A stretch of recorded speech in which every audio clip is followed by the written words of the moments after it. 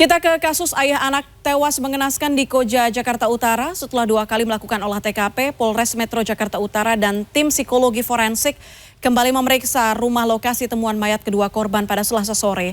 Polisi menyatakan barang-barang serta kendaraan korban masih utuh dan tidak hilang. Sementara itu kepada dokter klinik yang sempat merawatnya, istri korban mengaku tidak tahu menau perihal tewasnya suami serta anaknya.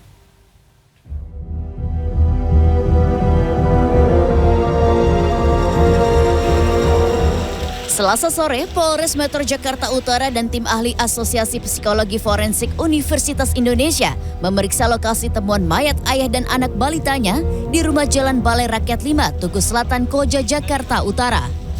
Selain menganalisa lokasi kejadian, tim gabungan juga memeriksa barang-barang milik korban. Hasil pemeriksaan ini akan diteliti bersama hasil 2 olah TKP sebelumnya. Sementara ini hasil pemeriksaan TKP dan konfirmasi keluarga korban belum ada laporan dan informasi tentang adanya barang yang hilang. Ya. Mobil masih utuh, motor, kemudian ada barang-barang yang lain masih berada di TKP. Ya.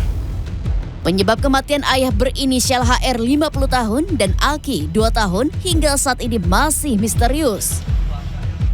Senin sore, Kapolres Metro Jakarta Utara Kombes Gideon Arif Setiawan menyatakan dari otopsi sementara diketahui korban HR diduga sudah meninggal sekitar 10 hari sebelum jasadnya ditemukan.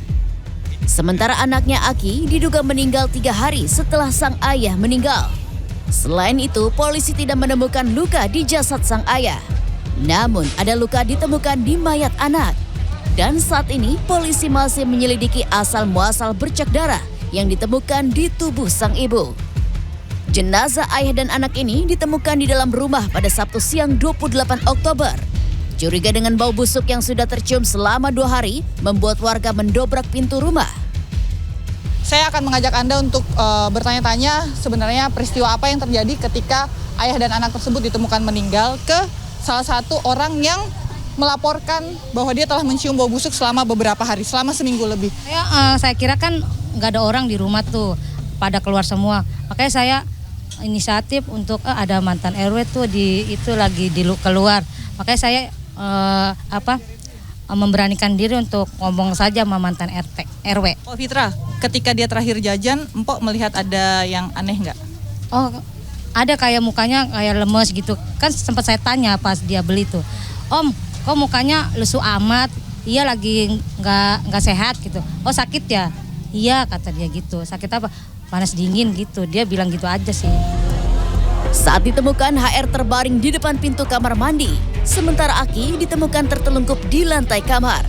Warga lantas menemukan istri korban HF 31 tahun duduk lemas di sofa dan Ade 4 tahun anak pertama mereka.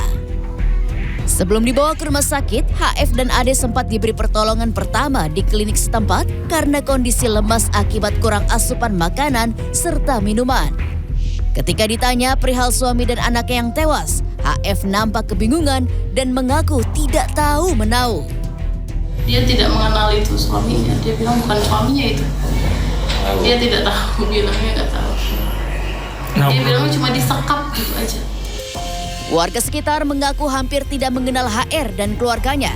Mereka hanya mengetahui korban bekerja di biro perjalanan dan hanya keluar rumah untuk sholat. Istrinya pun tidak bersosialisasi dengan tetangga dan hanya meninggalkan rumah untuk membeli bahan makanan.